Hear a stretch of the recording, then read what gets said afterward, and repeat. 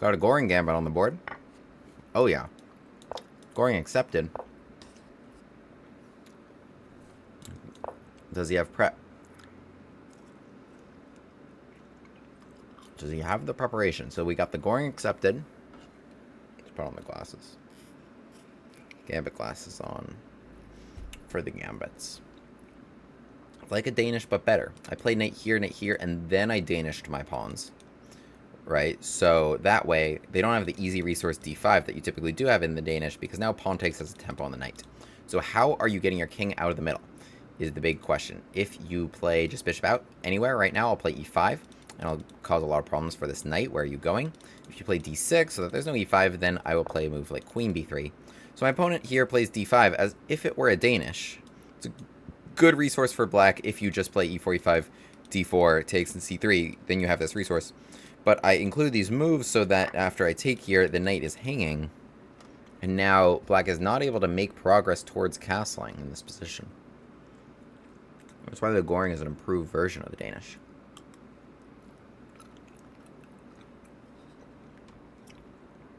Thank you, Shakopa. So knight e7. Honestly, what I'm going to do here is just knight takes. Just nice and easy. I protected my pawn here. And I'm not even down a pawn. But your king's still in the middle. Bishop g4. It's a good move. Could go check. Queen d7. I fit this. That seems very unpleasant if you are black. Otherwise, you just go bishop back. And then I untangled from this pin. I'm also threatening d6. Notably. d6. That could be checkmate. Okay. Here comes the maneuver A. Trying to put a knight on d6. It's very sensible. A knight on d6 could hold a lot together. Block the pawn. Very sensible. If I take it, knight d6, then I'm just like fishing for a pawn.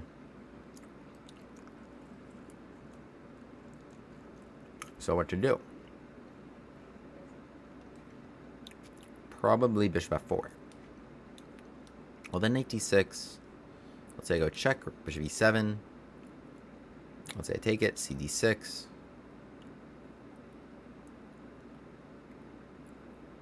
Let's say there, rook e7 is kind of interesting. d6 takes. Hero in the chat. A lot of pressure here. I guess it's his first time playing me. That's what I like to do. Alright. Let's give this pawn. We already have the Gambit glasses on still, right? Before the knight can come to d6 and close me up completely. I want to go for this. Didn't want to give him a chance to just get out and play a normal game. Didn't want to give him the chance. So I don't have rook e1 here. Just annoying. Nobody defends that. Let's play bishop f4 then. So that the rooks are out. So yeah, knight takes now. I think I just go rook e1. Otherwise, I'm eliminating that, taking here. So I go here.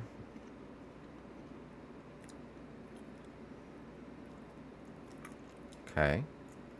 Well, do I want to land with the knight or land with the bishop? Maybe landing with the bishop is even better.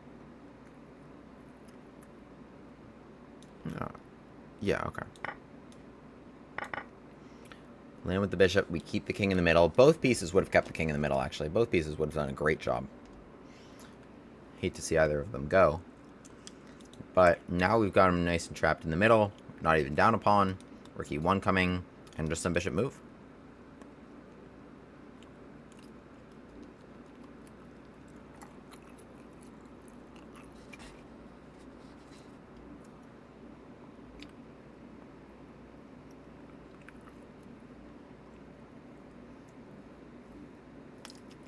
I guess. Could he have castled last turn? I was going to take d6 and then take f7 with the fork, right? So still losing something. c6, trying to arrange some sort of defense. Still not even very helpful. Take, I have to take b7. But yeah, this is brutal. This is a brutal piece to have in your face. Whether that's a bishop or whether that's a knight. We can go here, takes. And rook d1.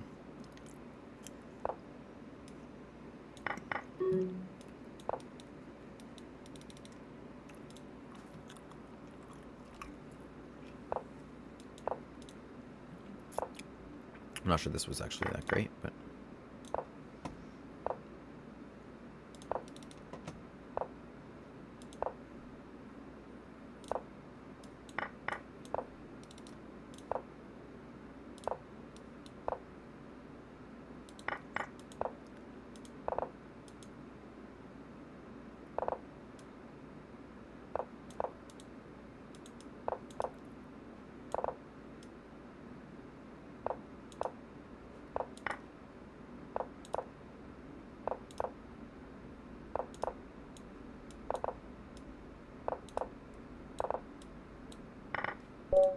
Okay.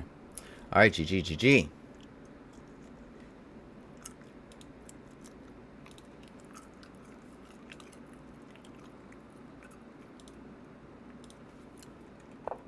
What's up, Wake Woog? Thank you, Wake Woog, for the follow. Cormac O'Bear with the follow. Thank you all. So, yeah. This was a nice game. I played a Goring Gambit. Yeah, what I was talking about with the Danish. This is the Danish, which is much more popular. Recommended by, you know, Gotham Chess and others. But if you're black here, all you really need to know how to do is just play d5 at some moment. So if you just play d5, you really interrupt everything white's trying to do. If you go takes, again, d5, you just interrupt everything white's trying to do. Because if you take with the bishop, then this bishop gets hit and everything. If you take with the pawn, then as you saw almost happen in the game, then this whole diagonal gets clogged. So like, you know, you just put your bishop on d6 here.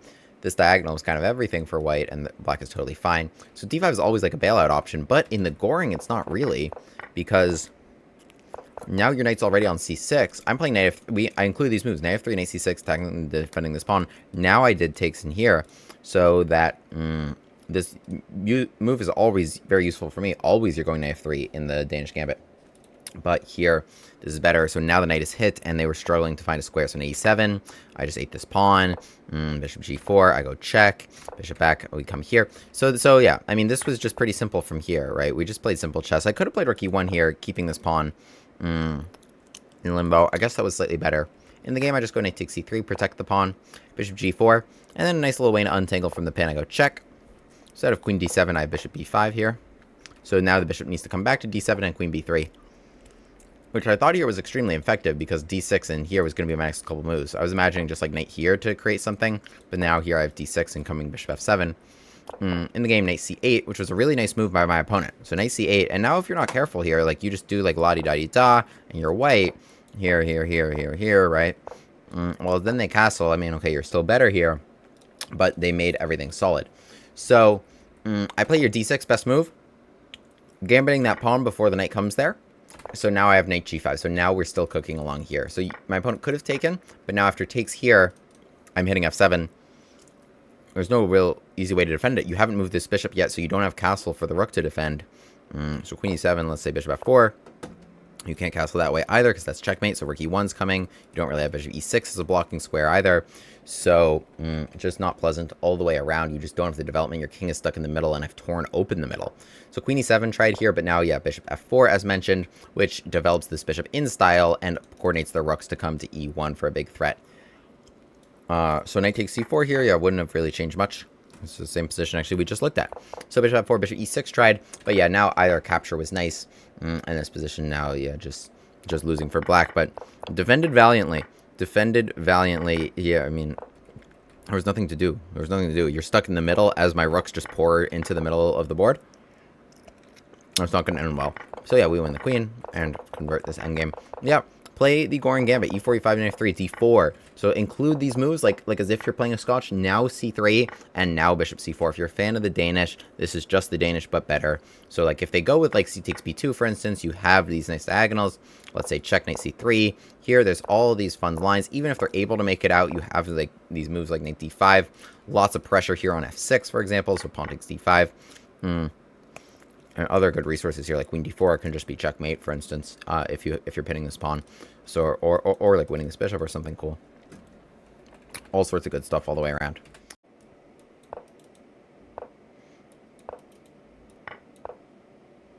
All right. Are you prepped?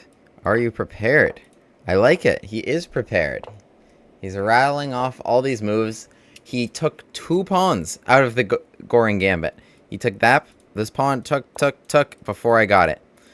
So, he came out with check, so that g7 is not hanging. We blocked with knight c3, so that we can bring that knight to d5, as soon as we're castled and out of the way. So the knight is free now. What you got? What you got, Mr. Morphy? Fusing. Isn't that like making something a certain type of color? Maybe? The way I just pronounced it? Knight d5. He took all the pawns. He accepted my gambit. I appreciate that. My viewer, he prepared probably the top engine moves. And the top engine moves will be taking the pawn, but you gotta go deeper than that, because this is not pleasant. Okay, bishop a5, taking away resources like takes, and queen b3, which would hit the knight and f7. Alas. Now, so f6 is hanging. I think I should take it. Yeah, I think if you took me, then I was going to go pawn takes, hitting the knight, and then also opening this up. And also, by the way, there was going to be queen a4 check, winning something. So, my opponent needs now a few moves to escape. This is intriguing. I could also just, like, kind of chill and see what you're going to do. This is interesting. What are you going to do? Queen here, let's say. I think the best move is knight g5, honestly. I think this is the best move. It's just, I feel like you just take it, though, and you give the rook. Okay, it is what it is. I think they should absolutely give the rook, because they don't have knight e5. You should not go knight g5 if they have knight e5, because that's a great counterpunch, right? They just attack the bishop and defend f7. But with my bishop on b2, they don't have knight e5. I take it, and then I land on f7. So how do you deal with it? If you play rook f8, then I take on h7, and that's a disaster for you, because I'm hitting here and here. Boom, boom. Alas, then bishop e6. Then I'll just take it, land somebody on e6, and follow with queen h5. So if you're black here, you absolutely should give the rook. That is the least bad of all the things I said, and they didn't listen to me. So now I will take it. Takes. If I took the rook, it's not like they were out of the woods, right? It's absolutely not like they were out of the woods, right? Like, let's say they just kind of go here, then I go queen h5. Still threatening mate, still trying to like take h7 and then get you before you're able to run away. So, and also attacking without risk. So now we took trade on e5, and I land on f7. I will land on f7 by knight. And I guess I'm still grabbing the rook. So, yeah, it's not like they have any counterplay around here. I mean, you need pieces for counterplay, and they just not there. Yeah, they took the pawns here in the Goring, but Goring's very dangerous. Goring is very, very dangerous. And that's a clean rook we're ahead. They have one pawn for it. They've got the one pawn. Could they have gone queen f6 to try to take back? Yes. He captures and then check here. Still probably going to be in check. I also have this nice move, queen d5, hitting the bishop to set up like queen g8. I think this is good, but here, do I have a follow? Not really. Let's go here then. So if long castle, then takes, rook h8, take a7. Or long castle, knight f7. Bishop e6. I want to check. I don't really need the gambit glasses on. It is anything but. As we are approaching checkmate. Here, check, boom, mate. Look at that. Wow, what a mate. That is forced. That is forced. Wow, what a gorgeous game out of the Goring Gambit against my viewer, Paul Fusing Morphy. That was a nice one. That was a nice one. Who's Paul Morphy now? Not GG. I appreciate the game. So e4, e5, knight f3, knight c6. Goring Gambit. Goring Gambit better than the Danish. right? This is the Danish. If you just play d4 right now, and then c3, they have d5 at any moment. They have d5 at any moment, and if you go pawn takes, then they can just blockade this diagonal and get out of the center really easily.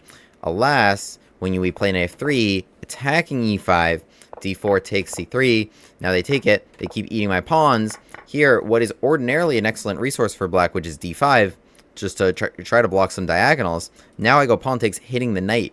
And so pawn takes is actually great hitting the knight, and it'll also give me that file. So the tempo on the knight is really annoying, and there's not a great spot to go with it. So my opponent is still playing the engine moves. Here's check, knight c3, knight f6, which looks like they should be able to escape. Castles is playable, I'll note for the record. I will play here knight to d5, putting a lot of pressure on this knight on f6, trying to force pawn takes. And if you take it here, and let's say something obvious like knight a5, I come back bishop to d3, and then there's all sorts of like fun mate threats here. I either step my queen onto the dark square mate threats or the light square mate threats. Also, like here, the bishop is hanging as I shift my queen across, so there's still fun stuff, and I'll still get that king no matter where it is. They play here d6, trying to mitigate some of those threats, but now knight d5 comes. And I'll note, yes, correct not to take this. G7 was literally just hanging, in addition to more brutal things down the E line. So, yeah, not really playable there. Bishop A5 was a good try, but now, yeah, I'm going to take it and then follow with knight to G5. This was all correct. And what you should have done, Queen E7 was sort of playable. Allowing this to happen, it could be worse, and then you can maybe work around that and hang in there a little bit. Takes was also the advisable according to the engine here in Queen E7, and they can hang on. This is still +1, but they can hang on and live to fight another day. Knight to E5 wasn't the best because I had the bishop on B2, not on C1. You would include these moves taking on B2 with the pawn there, so now I'm able to use that. I mean, this is just kind of a dream.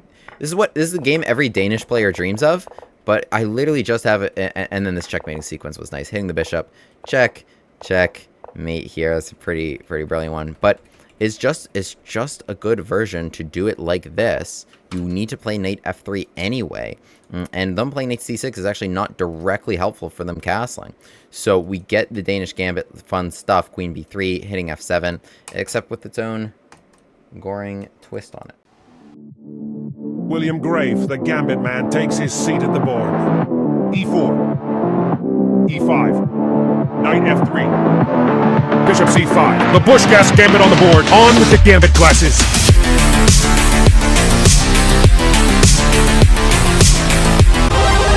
Hero pod unlocked.